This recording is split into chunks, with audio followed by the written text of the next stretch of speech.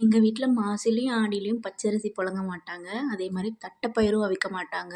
அதனால ஆடி மாசிக்கு வீட்ட சுத்தம் பண்ணிட்டு, பச்ச நெல்லு குத்தி தட்டப்பயிர அவிச்சு சாமிக்கு படைச்சுட்டு தான் வீட்ல பச்சரிசி புழங்க முடியும்.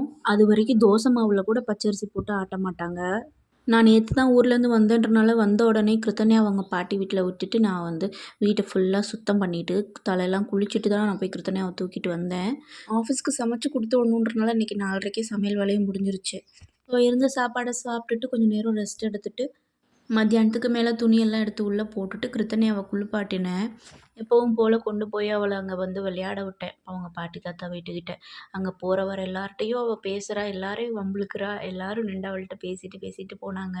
இன்னைக்கு கொஞ்சம் லேட்டா தான் அங்கேருந்து வந்தோம். வந்துட்டு கிருத்தண்யாவுக்கு ஒரு நாட்டுக்கோழி முட்டையும், அரை நேந்திரம்பழமும் போட்டு பேன் கேக் தான் செஞ்சு ஊட்டுனேன். அப்புறம் எனக்கு இருந்த கொஞ்சோண்டு சாப்பாட்டில ஒரு இன்ஸ்டாகிராமில ரெசிபி பார்த்துருந்தேன். Masala garlic rice. அத செஞ்சு சாப்பிட்டு நானும் தூங்கிட்டேன்.